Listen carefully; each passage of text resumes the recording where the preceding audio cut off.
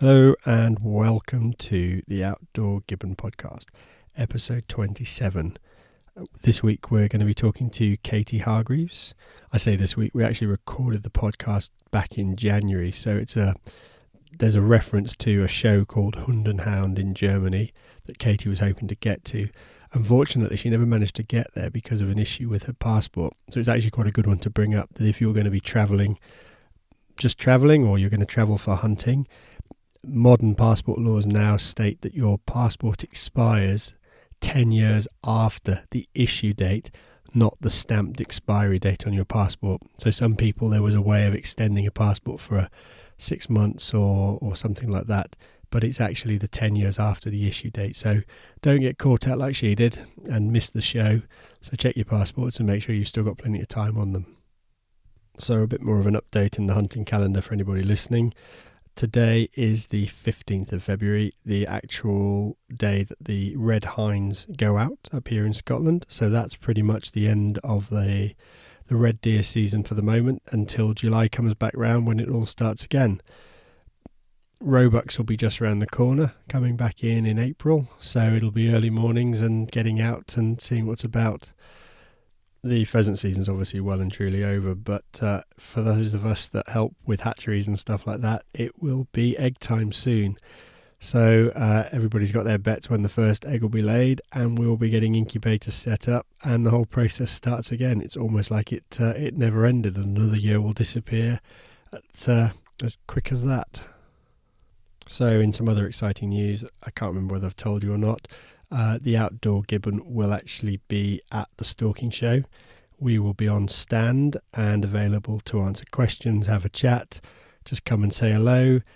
We'll be helping somebody else out while we're there. So there's plenty to be going on it. And we've already started sending out a few of our podcast stickers. If you want one, drop us a message and we'll get one in the post to you.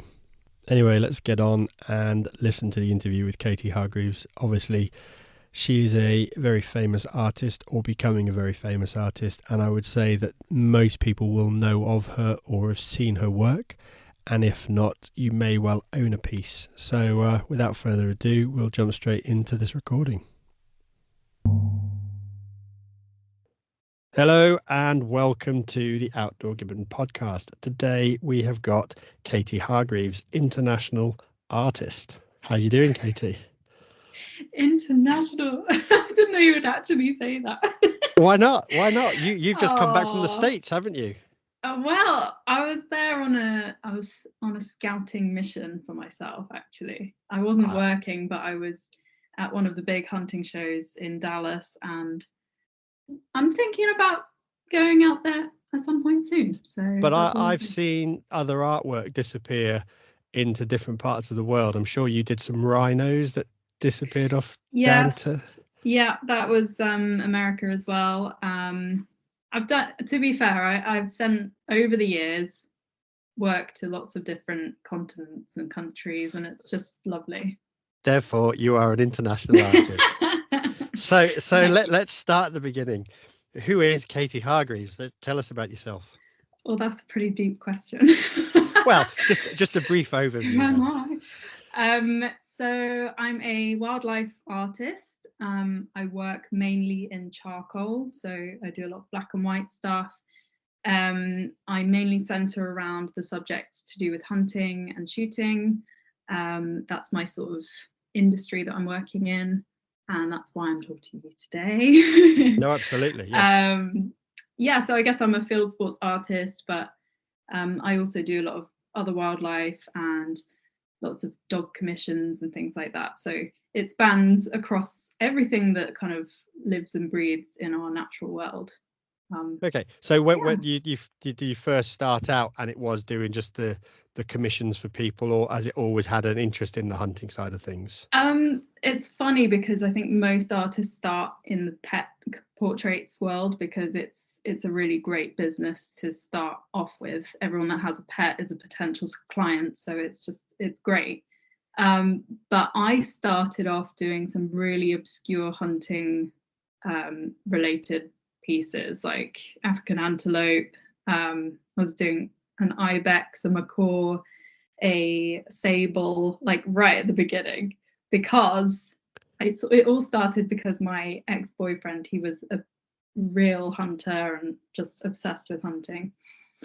And he sort of encouraged me to get into the art side of it, because I did a piece for him for his birthday because I didn't have any money. So I was like, oh, I can just paint you a fallow buck. You're really into deer. Don't really know anything about deer, but I can paint one. And he was like, oh, you should try this, you should try that. So it was kind of a little bit of a challenge to start it, but it was never the plan to be an artist. It just accidentally happened, but it was a wonderful accident. I was going to say it's a wonderful accident, because some of the pieces that you've produced are absolutely stunning. Oh, you've got a few, haven't you? I have your 6 UK 6. Yeah. So yeah, nice.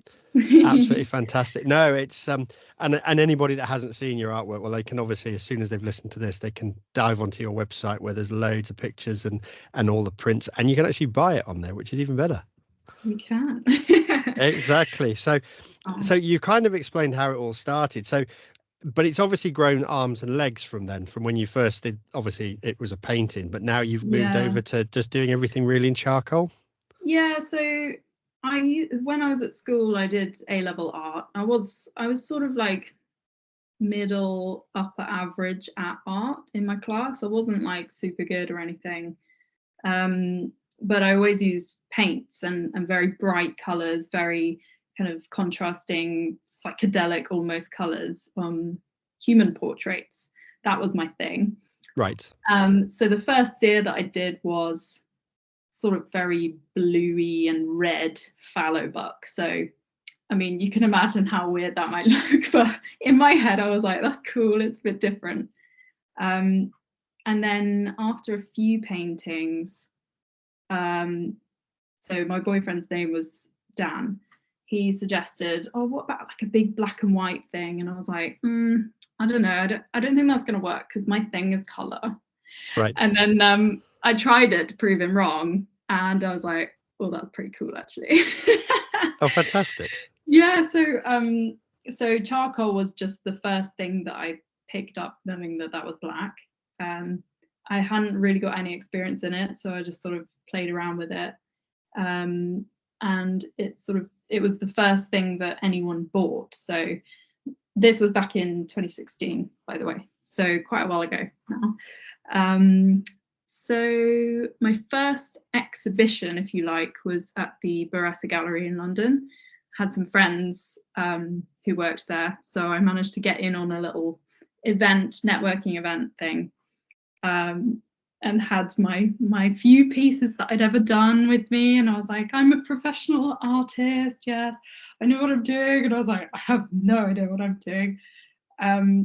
But I sort of talked the talk and schmoozed, and then I sold 3 charcoals that night, and I was like, okay, that's where I'm different. That's why people are buying it. Like, so I'll go down the charcoal route, because that seems to be making me money. So I was going to say, because obviously jumping straight into a Beretta art gallery in London is baptism of fire. If anything was going to sell, it was going to sell there. And so, yeah, fantastic. And, you know, I'm actually quite glad, because at the time I had no idea the significance of that or how kind of cool that is, because I just didn't really know the industry at all.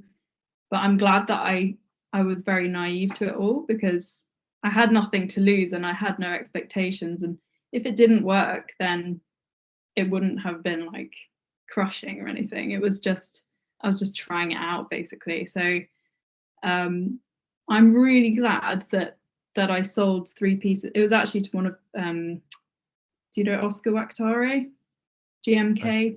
Okay, yep. It was him that bought them, and I told him this last year at the shooting show. I was just like, do you realize, like, if you hadn't bought those pieces, I may never have just like carried on and pursued it, because I would have not realized that there was any kind of potential there. So yeah, it's pretty cool looking back on it. I was going to say, it's one of those things where everything just aligns, and you hear of artists that spend years and years struggling to actually get recognized and actually sell something. And obviously the right it's always, I've said in this game, it's not what you know, it's who you know. And Yeah, it's one of those, it's the networking side of it. And the shooting industry is tiny anyway. yeah, So if you can get in the right place and in front of the right person, generally yeah. the door's open. So, and And I think, yours obviously did. yeah, and I think since then, like my skill level has just completely changed. I would hope, but at the time I was sort of good enough to get in. But I think what really was the key was that there was that market there, like people that are into hunting and for some reason liked the black and white stuff. It just all fit as like a market for me. So in a way, I sort of found my audience before I even had the product. That sort of.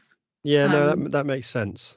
Whereas I guess most artists have the product and then they're trying to find the right audience. I'm not really sure. I don't talk to enough artists. I think that's probably true, because there's a lot that you look on social media and there's a lot of people that do portraits of things and stuff like that, but there are a few that, like yourself, and I can think of a few others, that people would just recognize the work straight away, and because of the market and the line they're in, it goes hand in hand. And I think the black and white, it's one of those things, it's kind of timeless.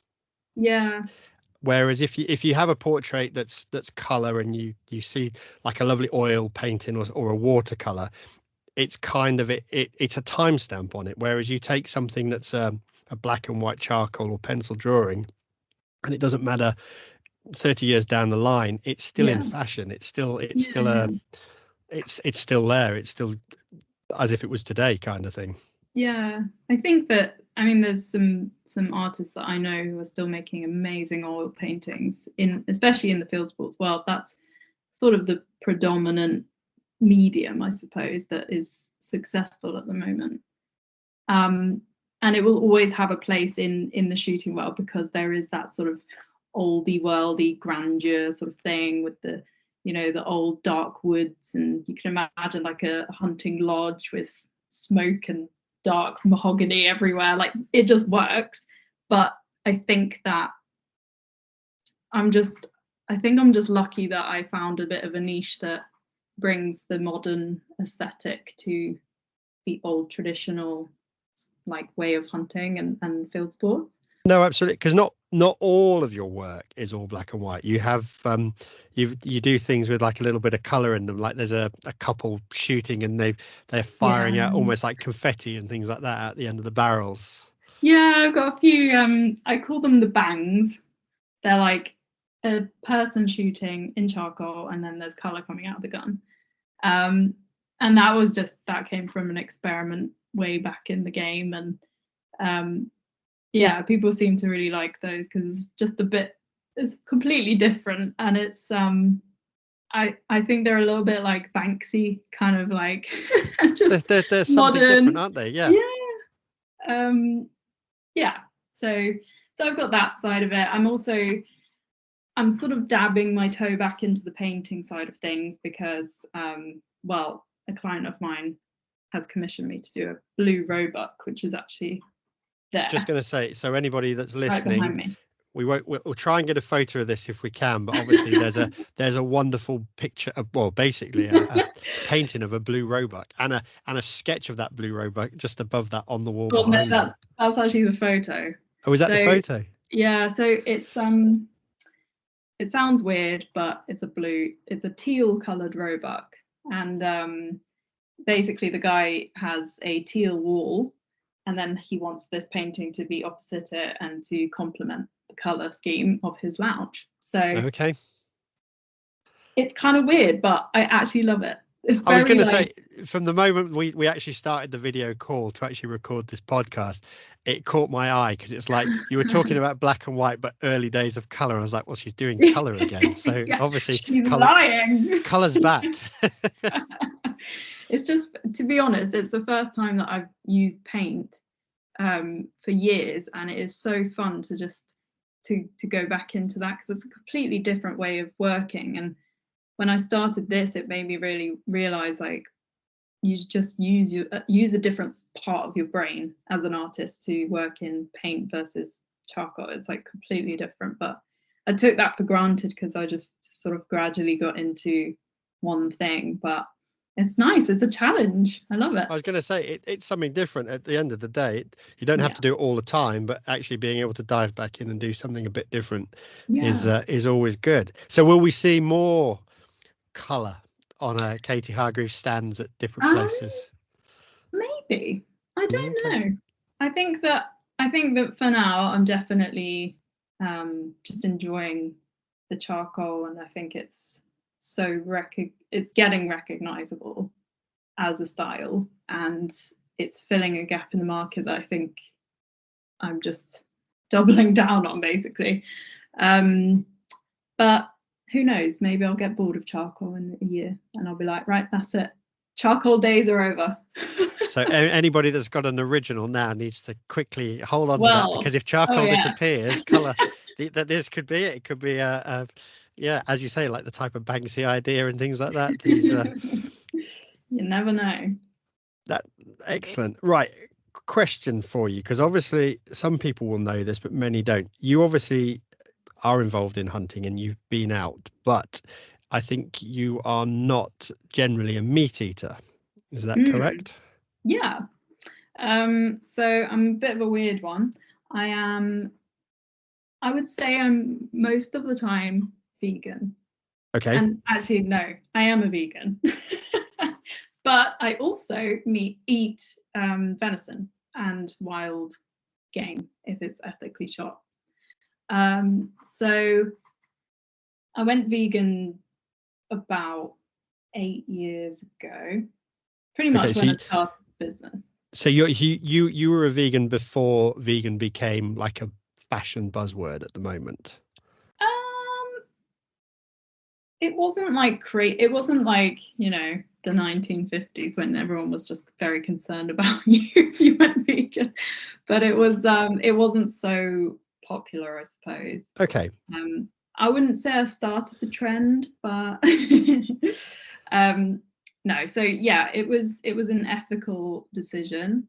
I just basically did some research into the meat and dairy and egg industry, and within like literally half an hour, I just went from being a big meat and cheese and milk eater to nothing. I was like, I can't do it. Right. No, seeing what I saw and like learning what I learned, I was like, I can't buy into that anymore. I just don't agree with it. I don't think I need it. And my boyfriend Dan, he was like, yeah, but you still agree with like conservation, right? I was like, I don't know, tell me more, because I was like, well, I don't think I could agree with hunting, because most people would assume if you're vegan, hunting does not work. But he sort of educated me as to why it was actually really important for wildlife, and why management was essential for the deer population and everything. So I was in a very unique position of deciding to face what my morals were at the same time as having all the information, which I think is quite rare, maybe. I think you're right, because I think a lot of people just see it as they cut meat and dairy out of their diet because they see the mainstream media feeds of this is how your beef's produced, this is how your lamb comes in, this is chicken farms for you, and it just puts them off everything. But it's actually being able to explain, as your boyfriend did, about the whole conservation side of thing. And if we don't shoot the deer, then the deer population is just going to go massive and they're all going to starve to death.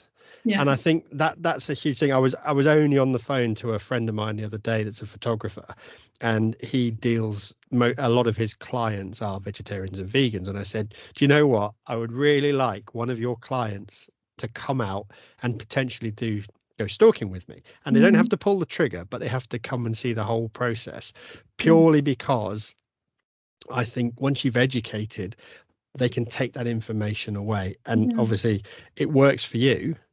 Yeah, you just realize that it's a completely different system altogether. You think, oh, because it's an animal that dies and people eat it, it's the same you brush it all with the same color.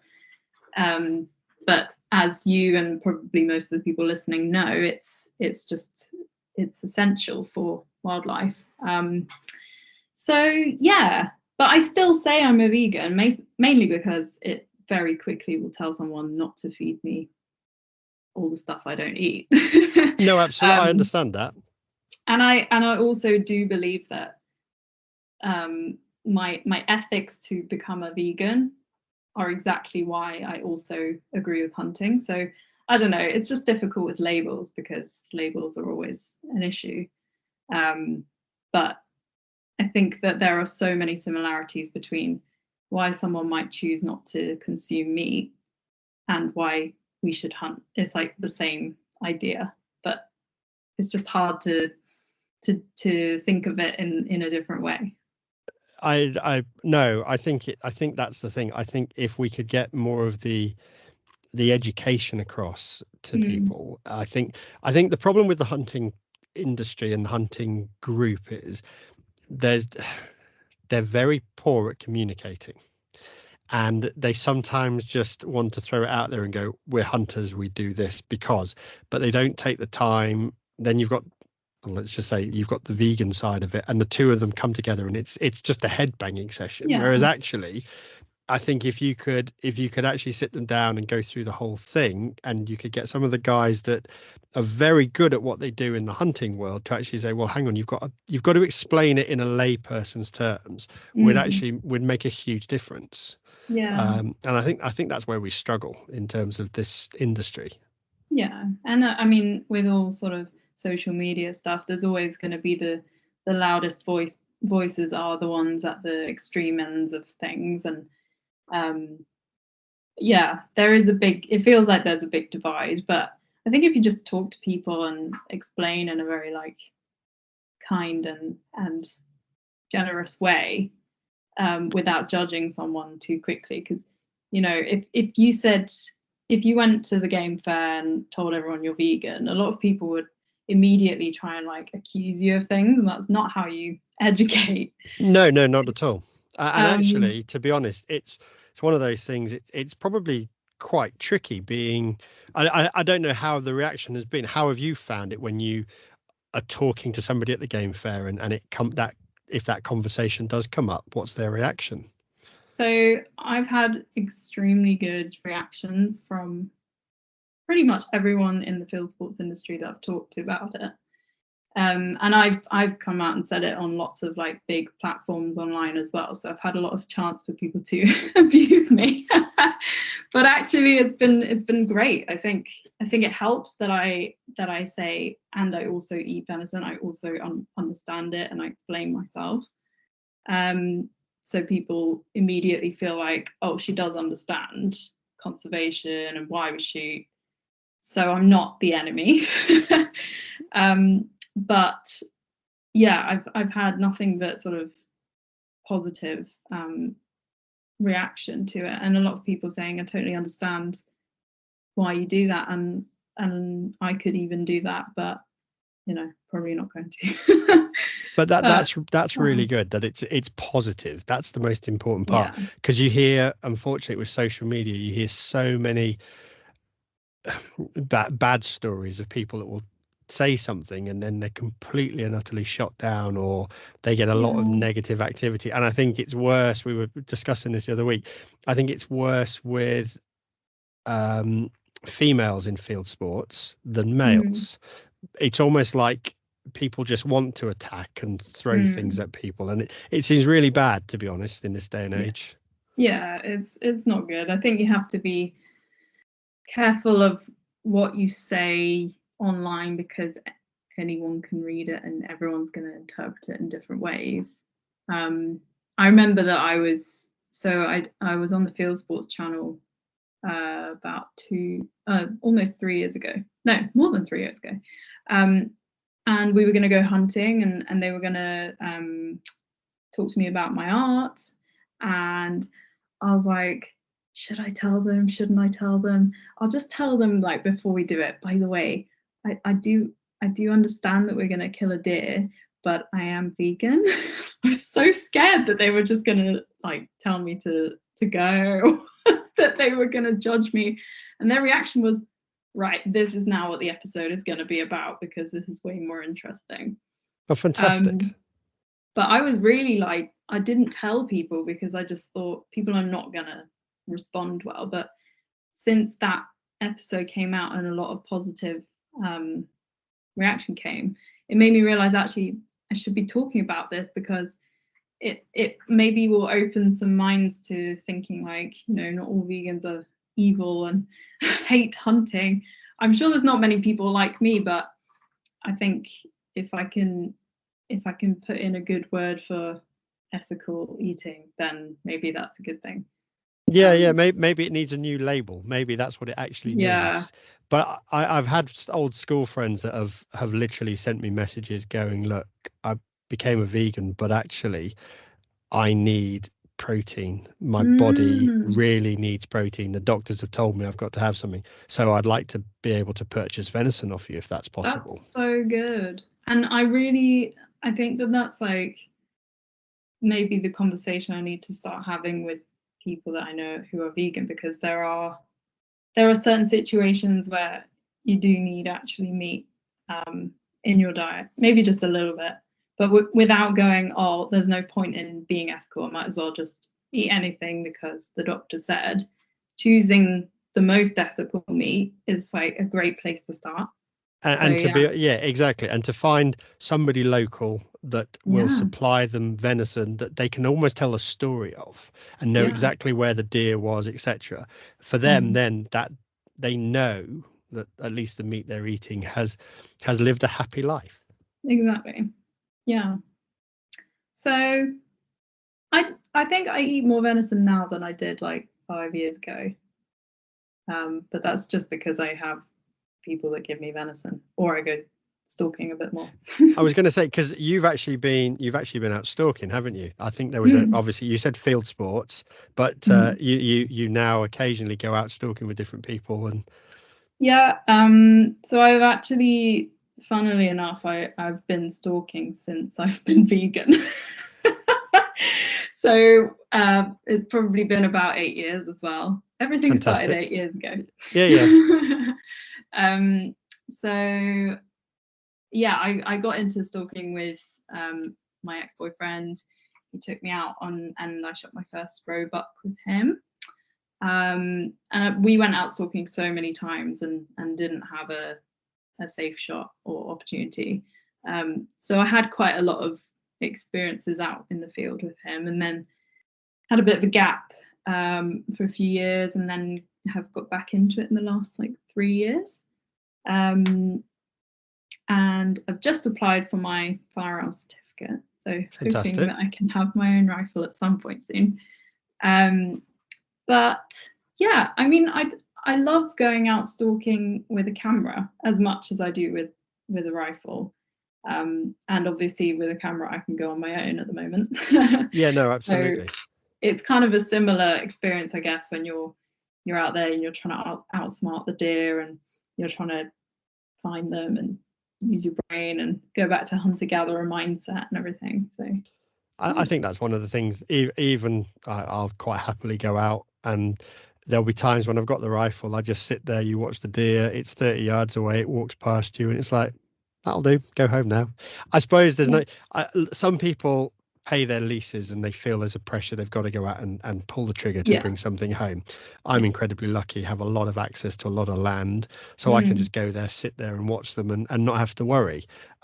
Generally you'll have somebody moaning at you going, you need to shoot that, but it's like, I'll go back tomorrow and do that, it's fine.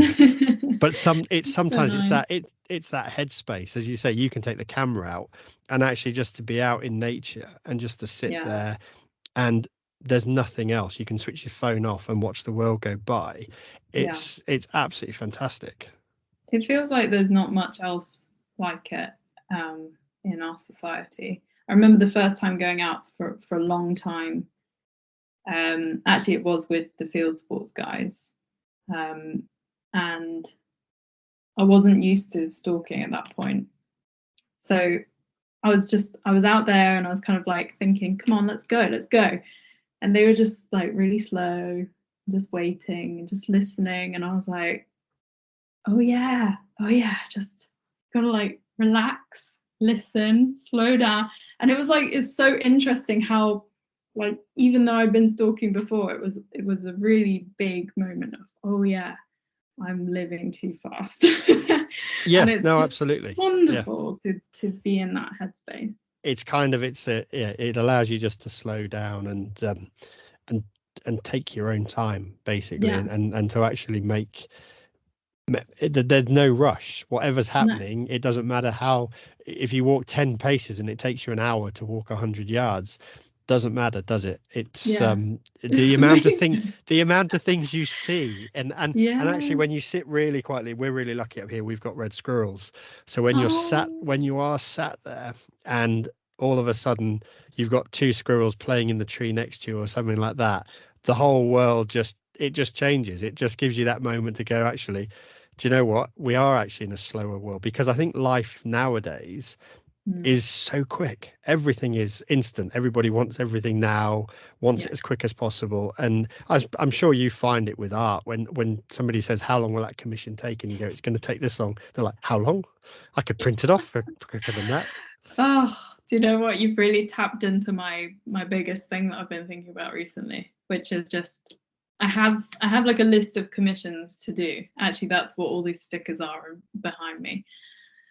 I've got post-it notes on the walls to remind me of how many things I've got to do, which is probably not a good idea because I just keep seeing them and being stressed. But I tell people, you know, in advance, I'll say, you know, it's probably going to be 6 months until I can work on that. And some of these I've had for like a year or more. And some of the people are really patient because they understand, like, you know, it doesn't happen like that. Sometimes things go wrong. Sometimes I massively underestimate how long something will take me. So it's always like a backlog. And it's not great when you're trying to be creative, I'll tell you that. But luckily most people are understanding of that. But yeah, it's quite a lot of stress. No, I completely understand it. Obviously, we Mm. recently did the interview with Tom Douglas, the taxidermist, Mm. and he at the moment is still getting into full speed. But you hear a taxidermist that have a 2 year backlog, 3 year backlog of stuff. So if you're Yeah. good at what you do, people will understand that. And I think it's just one of those things. Eventually, it's kind of like, I'm sorry, I can't take any more commissions on at the moment. I've just Yeah. got to Well, finish off. I closed my books about 4 months ago because I was just like getting too ahead of the game. And like I said, I always underestimate things. So I've just decided to stop taking on new work until I've actually just finished everything. And then when I get new commissions, I'm going to just tell them, look, I don't know when it's going to be done. It will be done, but it might be 2 months, it might be 2 years. So if you're happy with that, then But actually, anybody that wants a piece of your work, if they know what they're going to get and they do wait two yeah, years, when they do finally get it, it's actually the having to be able to put that up on your wall and go, yeah. oh, look at that, I've got this piece of artwork. It's a great feeling. So And the yeah, longer it takes me to do it, the better it will be because my skill level is getting better every year. even better. So So that it's a win-win situation. Whichever way they look at it, they're going to be winning. yeah, So indeed. obviously you've got the stalking. Let's go and talk about, because this year is going to be probably a busy year, but obviously all the shows. I think the first one coming up is obviously the shooting show, then it's the stalking Yes. show. Are you Yes. going to all of these? Yeah, I will be there. I will be probably in the same place as last year if you saw me there last year. Yeah, the British shooting show is coming up pretty soon. And I've been planning my stand. So I do a little like sketch of where I'm going to put all of the frames on the wall. And I've had to rejig a few things because I keep selling pieces. It's a very good problem to have, I but was I'm going to like, say oh God, I haven't got it's a any great work. problem to have. If you're selling the work you're going to put on the stand, what a shame, but you'll have to do It's, more. I know, yeah. I'll do prints. I've got a big moose original that will be the centerpiece. So I'm looking forward to people seeing that. Yeah, I love the shooting show and I love the stalking show. I love all the shows for their different reasons, but there's because there's obviously you've got those two shows, which is the shooting show is it's kind of a big shopping experience, isn't it, in the NEC? Yeah. And then obviously the stalking show is 100% people that really are just into their stalking. Yeah, I love it because it's so niche. And for me, because I've sort of specialized in deer, because that's what I have more of an interest in, it's great for me because I can understand them as much as me. You know, I have the same passion, and so it's easier to talk to people about, you know, what they love. And people appreciate my deer because they really see a lot of them, which is always lovely. No, that's fantastic. And then obviously, will you do like the game fairs as well? Yeah, I'll be at the game fair, I'll be at the Scottish Game Fair, and I might be at the Northern Shooting Show, or the National Shooting Show, I think it's called now. Oh, okay. Maybe.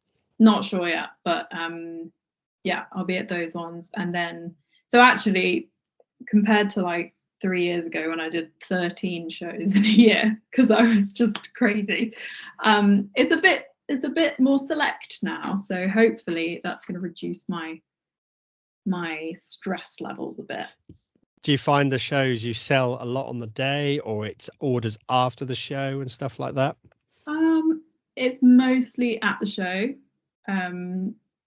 You always get quite a few people that like take your card and have a think and buy it online afterwards, and I'm always like, why didn't you just buy it, because you could have saved on postage.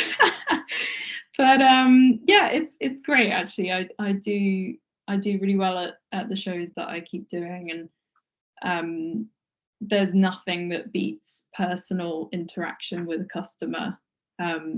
It's just, you know, if you're buying from the actual artist, it's just a much better experience of buying something than if it's just a bit less personal. But I just love being at the shows. I love being surrounded by the industry itself and talk to people about what inspired them to get into the sport that they're into. And there's always people with stories that you just find unbelievable. So it's, yeah, I love doing the shows. They're a lot of work. I think people think it's kind of just a bit of fun and it's just a weekend, but it takes about a week beforehand just to like package everything up in the little print wraps and everything and prepare, and then it takes a week afterwards to like actually clean everything. It's an ordeal, but it's worth it. Oh, fantastic. Because you also have recently had a lot of your work put into the new deer book, haven't you? Yeah, so it was a collaboration with the British Deer Society. We did a book, the new Field Guide to British Deer. That was called, yeah. Yes, that's the title. That's yeah, I couldn't remember it. I just suddenly thought, I've got a copy of that. I need to talk about you that have, with you. yeah. Yes. So they asked me to do that.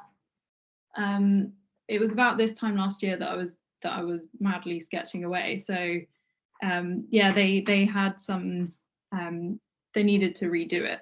And they It's a complete revamp of the book, so it's more up to date with all the relevant information. Yeah, and they wanted some Katie sketching in there, so I was like, great. I used quite a lot of pieces that I'd already done, which was helpful. But I had to draw a few interesting pieces, like diagrams of the different droppings of the different species. Okay. Which was great fun. I can't believe I got paid to draw deer poo. Hey, yes, there you go. Well, that's it. Fantastic. Life goal achieved. But yeah, it was really cool actually, because it was a little bit like revision for my DSC1 again, because I did that 3 years ago. Right. It was a little bit like going back in and just making sure I knew what I was actually talking about. But yeah, no, it's pretty cool, and it's the first time I've had my work in a book, so I feel like it's kind of a big moment. Well, I was going to say, because that's obviously is one of the most important books. Any novice stalkers that listen, and I know I get a lot Mm. that listen. If there's any book to go and buy, if you're looking for something, that little pocket guide is absolutely fantastic. It's not really small enough to be a pocket guide, but it's a nice sized book to have on the bookshelf Yeah, anyway. yeah, you could fit it in your glove box in your car, but Yeah, pretty much. Yeah, you can sit there with your binos and flick through it and yeah, go, that's what I've got. It's in that field over there. yeah, it's great. It's like it's got all the identification stuff, and it's just really interesting to look at the sort of science behind different things. And yeah, it's, as you said, it's like a really great foundation place to start. I've had a few friends of mine that have no association to stalking buy it, call me up and be like, so you it says in there that they shed their antlers every year. Like, why does that happen? I love it. They're just getting so into it. But that is absolutely fantastic that you've got people that have bought the book that Yeah. aren't into hunting, and they're taking an interest in it, because actually I think in terms of, there is a divide, and the city folk and the people don't Mm, understand what goes on no. anymore. Once upon a time, when we all probably were in our clans and all the rest of it, everybody would have known that the deer would have shedded their antlers and they would Yeah. change color. But trying Yeah. to explain to somebody that you get a seeker deer and in the summer it's an orangey color with spots, and in the winter it's a Yeah. dark gray, they're like, what, really? That Yeah. deer changes? Yeah. And roebucks, they go from this gray to that beautiful bright red. Yeah. But some people don't know that. They only ever see a roebuck in the summer, they never see it in the winter, kind of thing. Yeah. And I mean, I remember before I knew anything about deer, I didn't really.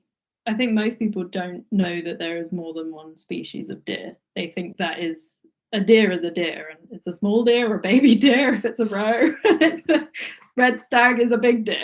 Well, I think everybody's probably seen the Fenton video as well of the dog chasing deer around London. So everybody thinks that's an iconic deer. It's a Yeah. stag and off it goes. But Yeah. it's that whole, and especially when you try and explain to somebody a Chinese water deer or something like that, it's like, it looks like a teddy bear. What do you mean it looks like a teddy bear? And you show them a picture. Oh yeah, it looks like a teddy bear, kind of thing. Yeah, it's just nice for people to want to engage with the wildlife that's in our country. I guess we see a lot of birds because they come into our gardens, but most people don't have deer in their gardens. So you'll see a deer on the side of the road, but you don't have a lot of interaction if you're not looking in the right places. But again, Um, I think that boils down to everybody's life is so fast that they're mm, moving so quickly, they miss these things. They're there, but how yeah, many people drive along the road? And I'm terrible for it, because I'm always looking out the window going, oh, there's 3 row in that field and there's 3 row over there. And you speak to everybody else in the car, and you've got family following in the car behind you. Did you see all the deer? No. And it's no, like, yeah, you've just driven down the same road I've gone down, and they were all yeah, standing in the middle of the field. yeah. Or you're on a walk and there's a deer like really close, just standing watching you, not sure whether to run or not, and just no one else is looking, and you're Yeah. like, they're there. That- but Yeah, but it's one of those things. It's, I think, once you've learned your deer stalking and things like that, mm, you understand about slowing down and observation, and you yeah, observe a lot more. There's a lot more things we probably see that the average person that's out for a walk in the countryside is focused on the path, and that's all they're looking at. yeah. So true. Or like So as a deer stalker, you're not looking in the field, you're looking on the hedgerow. yeah, or for me, it's like you're looking 3 hills away, trying to work out how Mm. we're going to get in onto those reds or those hinds over there, kind of thing. So yeah, it's. You said you'd done your DSC one. Yes, I have. I did that with the South Ayrshire stalking guys. They came down to Paul Childerley's shoot lodge and I participated. Oh, It was fantastic! great Yeah, fun. and how did you find that as a? Obviously, just explain how you found your DSC one. It was so much fun. So I bought the subscription thing for the online quiz. Like there's Oh, a okay. think it's called DSC Online or something. And a friend of mine recommended it, and it has all of the test questions, and then you can sort of test yourself before. So I really did my homework, and I was prepared. And then turned up for 2 days. So the first day was like a refresher course. So we went through everything. in this like classroom setting, and I felt like such a nerd, but I was surrounded by other nerds, so it was great. We're all just like, yeah, in it together. And I met some really good friends of mine from that course, actually. And then there's part of the assessment is a shooting assessment, so you actually have to fire on a range. And I was so nervous on that. But they were very calming people around me, so I ended up doing okay. But it was just, yeah, it was really fun to just go really into depth. And I think even as someone that has done stalking before, and I stare at deer all the time to draw them, whatever. Yeah. Like understanding why they do certain things, like the behaviors, the things that you don't see when you're on a walk.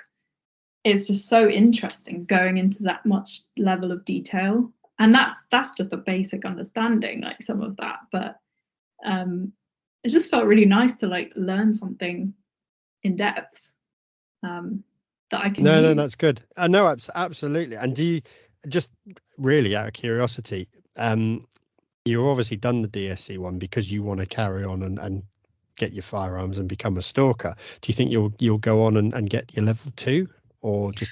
I think I will. I think I need a lot more experience with just like experience gralloching and with the butchering side, because I haven't done a lot of that. And I feel confident in certain aspects of stalking, but I just haven't had enough experience in some things. So I'm not in a rush to get it, but at some point, hopefully.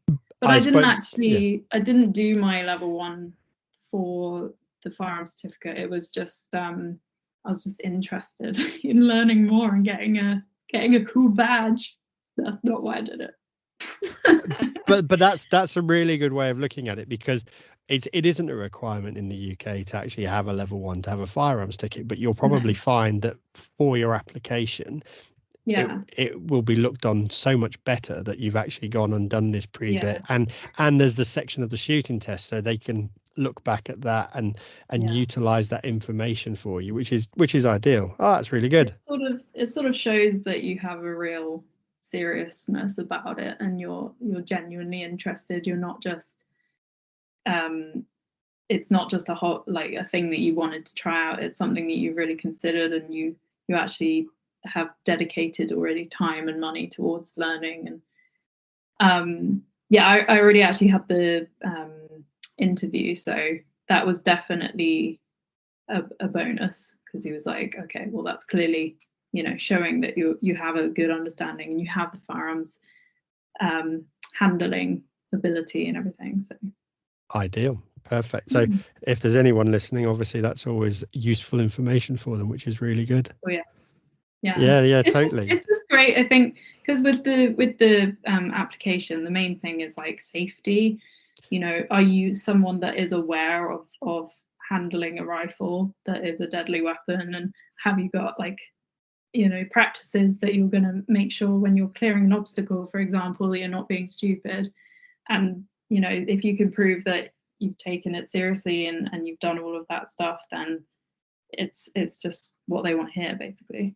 Yeah, no, I think Alex, the hunter-gatherer cook that came up to Scotland for his first deer, was a similar situation. He'd obviously started on his journey to get his firearms, but going through the whole process and then actually coming out using different rifles and stuff like that, I think that was very helpful when he actually went through and got his tickets, because at least that way he could speak to the guy, the interviewer, the FEO, and have that little bit more confidence in the communication. Whereas if you hadn't and you were just applying, it's kind of tricky, because they're there to ask you questions and you might not know the answers. Yeah, exactly. No, it's okay great. But no, it's really good. So we're looking forward to seeing Katie going out and doing more shooting. Then this is going to be great. Hopefully. I think to be honest, like, it's not like I have any land that I'm going to be managing. I have a lot of friends in the industry that have land. So they're always like, come and stalk with, like, at some point come up and see me or whatever, and I haven't made the most out of some of those invitations yet, so But I actually need to that's get on it. stalking is actually it's either really lonely or it's really nice to actually go out with somebody and go Yeah. stalking, because actually when there's two of you out, for example, on the hill, it's less of a lonely place. There's sometimes you need your headspace, but actually to go out with somebody else and go through everything and get them to get a deer, it's that look on their face when they've pulled the trigger and they've put something down on the deck, and you're like, yeah, happy days. I didn't have to do any work. They're over the moon. That's it. Let's go get your deer, kind of thing. And I think actually I can't wait for that, when I take someone who has less experience than me out and teach them, because I've just never obviously been that good. So that would be really cool when I get to do that. But every day you learn, and I take lots of people out, but every day you still learn something. Every day is a school day. There's I don't think if you close yourself and say you know it all, then you're kind of blinkered. But if you're always willing to learn, then you'll even you learn something from a guest that turns up and they say they do this, and you're like, oh, that's cool. I didn't know that. Brilliant. Yeah. So what's next? What's the future got for you coming up? Anything exciting and new? Well, so I told you that I've closed my commission books. It's because I find that at the moment I'm just working on commissions only, and I'm not actually doing any pieces that I want to do. Right. And I'm desperate. I've got so many ideas that I really want to try this and experiment more with bigger pieces, because last year I did a piece of 2 fallow bucks fighting, and it was like 4 foot wide. It was the biggest piece that I'd done, and it was bloody nightmare to do, but it actually was really, really cool in the end. I'm so proud of it. And I just want to experiment more with bigger, more dramatic pieces. And so, yeah, I've sort of closed my book so I can take back control, do a bit more of the stuff that I've got floating around my head. And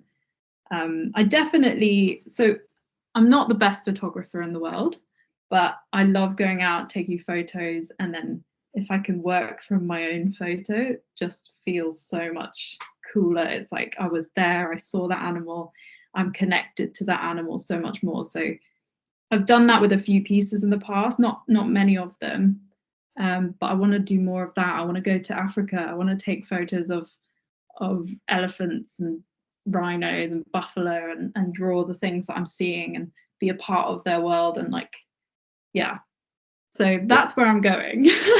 Fantastic, because you're still technically stalking, but you've got to get in close and personal. So actually, but you capturing it and taking that photo, you've stalked that animal for hundreds of people to see at the end of the day. It's not just going to be stuck on the wall. It is actually something that's going to be out there for everybody to see.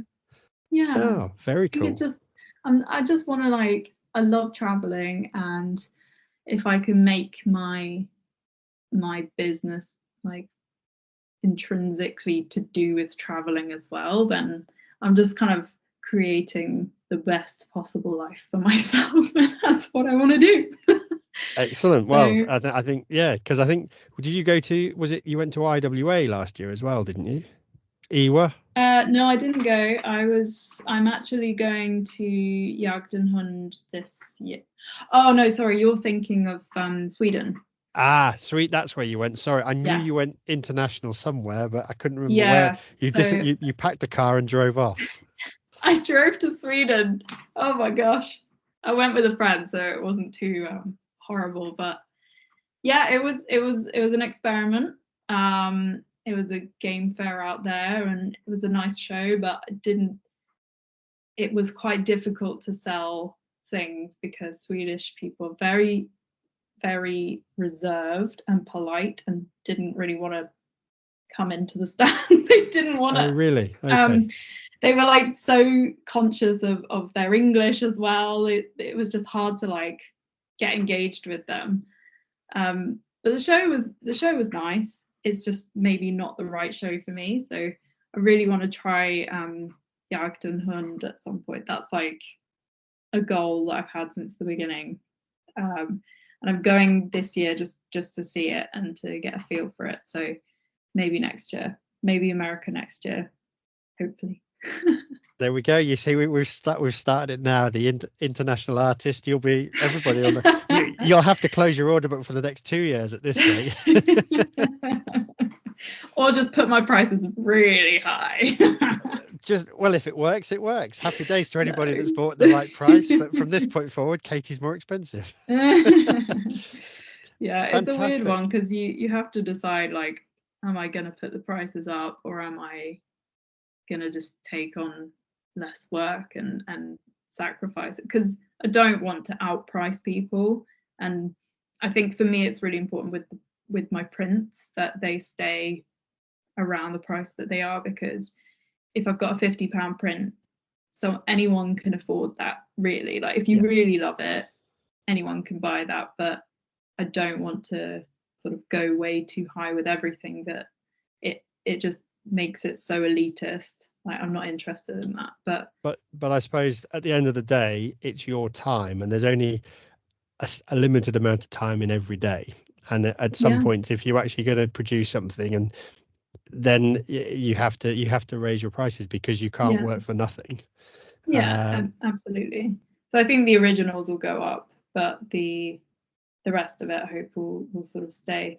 But it dawned on me the other day. I was like, I sort of been thinking about it in terms of, I can make this many pieces in a year, therefore, what am I looking to charge? But actually, I realized, I was like, I might only be doing this for like 20 years. I don't know. Hopefully for a long time. But if I only have 20 years left, that means every piece that comes out is really quite valuable, because no one else can do what I'm doing. People could do similar things, but I've been valuing myself a little bit more recently, which is a good thing.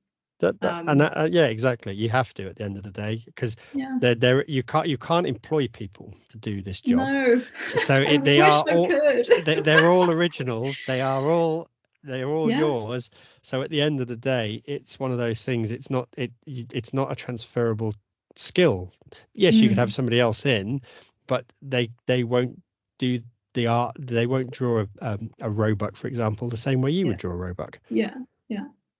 And it might be just as good, but it's going to be different, and it's so unique. I think that I'm looking to potentially employ someone to like start fulfilling orders from like my online sales and stuff soon, to sort of free up some time for myself. But at the end of the day, I actually quite enjoy the easy jobs as well as the hard drawing. I quite like fulfilling an order that anyone could do.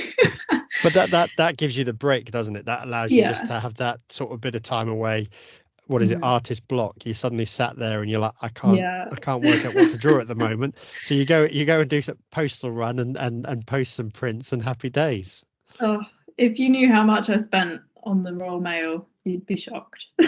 I'm sure the Royal Mail's very happy, but you may well have to, No, it's great. And actually, interestingly, like, the amount of time that I spend drawing is kind of minimal compared to everything else that I do in the business, because I'm running a full business that is, I'm the head of marketing, I'm the sales person, I'm the printing person, I'm the everything. I'm trying to think of job now, but there are lots. I'm the accountant. I'm doing everything. So people sort of would imagine that I just sit and draw all day, and actually it's probably like 1 hour a day if I'm being behaved. So there's a lot of other things. Well, life has a lot of other things going on in it, and at the end of the day, that you've got to do everything else just to be able to do the bits you're doing. So no, it's great though. I'm so lucky, and I try and remind myself every day of, like, how many people's dream this is, and I'm so lucky to actually have a business that's working, and that I'm my own boss. I love that. It's very, very hard, but I don't think I could work for someone now that I've done this. But the other thing is, every picture, every print you produce, every original, you actually give the person that owns it that moment of joy, that they look at the wall, or they sit down in the lounge and look up, and they think that's my picture. That's great, and that's the important part. So yeah, as well as you working hard and enjoying it, you actually give a lot of other people the enjoyment to be able to look at the artwork that they've got. I think that for me, like the most important thing that I think I can give is, people probably that are listening, people like you who love stalking, they love the outdoors, they love wildlife. If they can have like a glimpse of that within their home, it's like bringing their passion and their love inside as well. So you don't just have to go outside to see it, you can see it everywhere. But it's like it's a celebration of your passion, of your sort of lifestyle that you've chosen, that you're involved in. And it's I think the subject of wildlife is, as you said before, it's timeless, because wildlife is not really going to change, hopefully, too much. No. And it's always going to be just beyond our capability of like creation. So it's an amazing thing in itself. Like, so we can just celebrate that. And yeah, I feel very happy to bring that to people. Fantastic. No, that's really good. And so is there any questions that you've got, or is there anything else you want to tell us? But I think otherwise we've kind of reached a nice conclusion. Yeah. Okay, I've got a question. What do you want to see me draw next? Now, is that to me, or is that to the general public? Oh, to me. Well, obviously the deer that I think is probably one of the most important deer for me is the seeker. Now, you've obviously got the one that got away, which is an important one, but there are just something about seeker deer and the way they look at you and that face. So if you did another one of those, almost a seeker that was quartering onto you, giving you the evil eyes, that would be the one. Yeah. Seeker's probably it's one of the ones that I've done the fewest of in terms of deer. I've never actually seen a seeker. Have you not? I've seen all the others. You need to go to Ireland. That's where they are. Maybe that's why I've not done so many, because I don't feel like I know them very well. But I've heard them once. I was very lucky to hear it. I was going to say they are the elusive deer. To see them, it's always a very brief encounter. It always seems to feel like, and they know you're there before you've even closed the door of the car, kind of thing. Yeah. No, I think that there is something really like mysterious about them, but they're very smart, they're very sort of cunning, and as you say, you don't see them for long. I've heard people say that. So yeah, definitely. So that's your camera and go stalking for seeker. That's definitely the way. Yes. Anyone knows where I could go with my camera, let me know. I'm sure there'll be lots of people that will ping you messages after this, but it depends though, because obviously you've got different seeker as well. We were discussing, I had a chat with different people about this, but obviously the Scottish seeker are different to the Dorset seeker and are different to the Irish seeker. So maybe there's a challenge for you. I mean, are the Irish, they're still interbred with red, aren't they? The Irish are probably, there isn't a pure seeker over there really now. There has been a lot of red breeding going on with them, and then obviously you've got the Scottish deer again, but every one of them has a slightly different look about it. Like we were just, I think with Tom was saying that the ones down south, much thicker manes and darker in color and stuff like that. So yeah, there you go. It's a challenge for you. Yeah, I'll have to get into that seeker challenge. There you go. Absolutely. Well, Perfect. I think we'll probably bring it to a close there. So thank you ever so much. Thank you, Pete. It's been lovely. Absolutely fantastic. I hope everybody's enjoyed this. And remember, go and have a look at Katie's webpage. I'll put a link in the description for you. And go. And then when you get to the show, tell her you've listened to the podcast and say hello. Yeah, come say hi. Thanks for listening again. Just some other updates for you. We now have an official email address, so if you want to get in touch with the show, you can email peter@theoutdoorgibbon, all lowercase, .com. And for any of you that have been following me on my social media feeds, you will have seen that we had Alex from the Hunter-Gatherer YouTube channel and Instagram page up again to Scotland. He has been out to produce another film. This time we took him out row stalking, and then we actually took him down to the hill in the snow on the hinds. So watch this space for the latest film that will come up on his YouTube channel. As soon as it's out, I will post a link to it and you'll all be able to see it. We did grab a very short podcast with him, probably 5-10 minutes tops, just while we were driving back from the hill. I think he was just far too tired. I think I almost broke him. But hopefully we'll throw that one up at some point as well, and we've got some other exciting podcasts to come. But that'll do for now, so we will catch you on the next one.